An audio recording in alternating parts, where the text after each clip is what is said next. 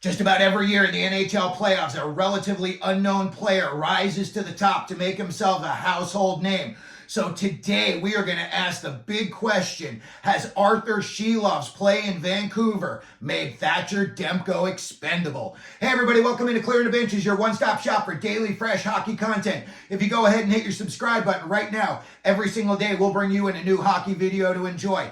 While we've all been watching this story unfold, Demko got hurt.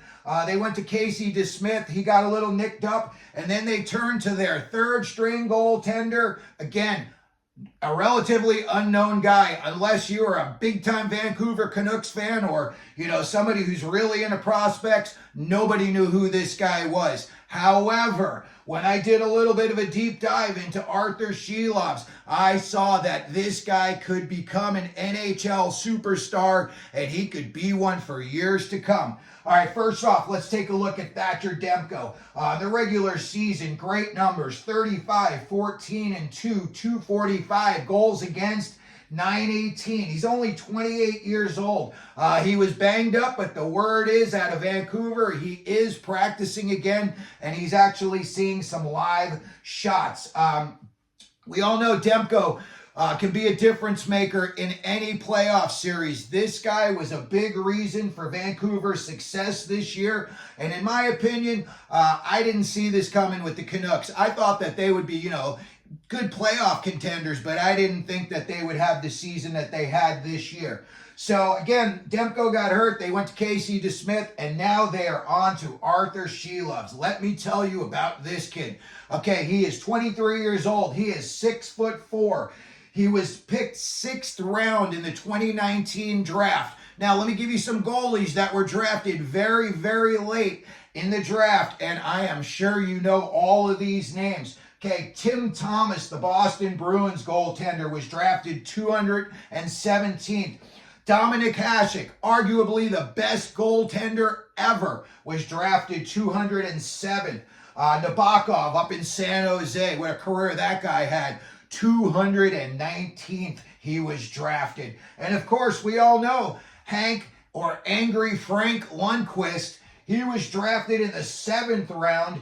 And also Pekka Renne down in Nashville was drafted 258th. So as far as goaltenders being drafted in way later rounds and then, 6, 7, 8 years later having NHL success, that's often the formula. Now, it looks to me like Silovs might be on the fast track when you look at the numbers I'm about to tell you. Okay, first of all, in 2023 at the International Ice Hockey Federation Men's Championships, he was the MVP in the tournament, even though his team only won a bronze medal. So they finished 3rd, and he was the MVP. He was only the 5th goalie ever to be MVP in that tournament. And when you want to hear how prestigious this tournament is and how many guys are playing in this that go on to have Hall of Fame NHL careers. Okay, some of the guys that have played in this tournament in the past: Jaromir Jagr, Renne, Mark Stone. These guys were all the MVPs. That's what I'm pointing out, is that Silovs was the MVP, and so are these guys. Again, Jagr, Renne, Mark Stone, William Nylander, Patrick Kane, Malkin, Kovalchuk, Roman Josi, all past MVPs, as was Arturs Silovs. So, again, we may have just been finding out about this kid, but this kid has got quite the credentials lined up. He's 4-2 in the playoffs right now. He's got a .908 save percentage, and he's got a shutout to his credit.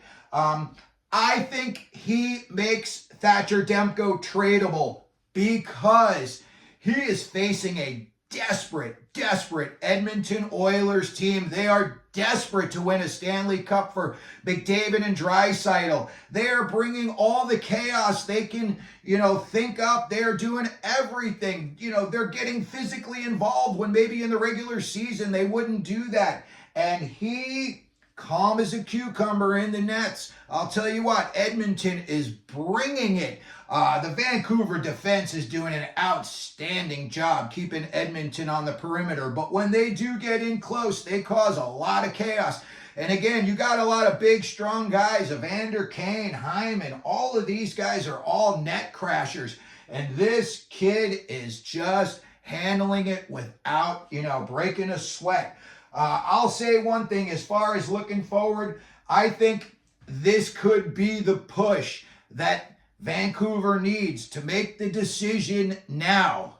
Do we trade Demko, or do we go with a goalie tandem 1 and 1A situation, and maybe at a training camp next year you pick a starter and you say to the other guy you're 1A, and you do the old win until you lose, and then 1A goes in, and when he loses the starter goes back in. Usually that's a good playoff rotation, but I think it works well in the regular season too. It keeps both goalies engaged and playing, so it's not like you're going to have a guy who hasn't played, all of a sudden, you're throwing him into a playoff situation when your season's on the line. First of all, one of the teams that I think could be very, very interested in Thatcher Demko is the New Jersey Devils. And 10 years ago, this year, I remember Gary Bettman stepping up to the podium. They booed him and he said, "Shh, I have a trade." And they were in Jersey, and he said, "Jersey fans, you actually may love this trade." Didn't work out so well for Jersey. They traded the 9th overall pick to Vancouver for Corey Schneider. Vancouver wound up picking Bo Horvat with that pick. And I would say that Horvat outplayed Schneider on their new teams. So that did happen 10 years ago, so it wouldn't be the first time. The Devils are picking 10th, and I think they are one of those teams, now I think along with the Toronto Maple Leafs and a few other teams, that realize if we're going to do well in the regular season and have a chance to be competitive in the playoffs, we need 2 good goaltenders. So when I think about a possible trade, yeah, maybe they could send him 10th overall to get Demko. Maybe they would need to sweeten the pot, or maybe they would say, hey, Demko's been a little bit banged up. 10th overall pick is all we're going to give you. Some other teams that I look at that desperately could use a goaltender, and I think a guy like Demko could, really be a calming figure back there. Obviously, the Toronto Maple Leafs come to mind for me. Listen, you know what? They really had a good tilt with the Bruins. I personally think they played better than the Bruins, but it's just the way it goes, and they didn't win. But I think it also exposed a lot of their deficiencies, and I think they need some more help in goaltending, and I think a guy like Demko would really be just what the doctor ordered, especially if he's 100% healthy. He's only 28 years old, so you'd get another 6, 7, 8 good years out of him. From everything I hear, Toronto's looking to do anything and everything they can to get rid of Mitch Marner. I don't know if I'd personally be doing that. Maybe I sit him down, see where his head's at. Maybe he had something going on you didn't know about. I don't know, but he sure didn't look like he was very engaged this year's playoffs.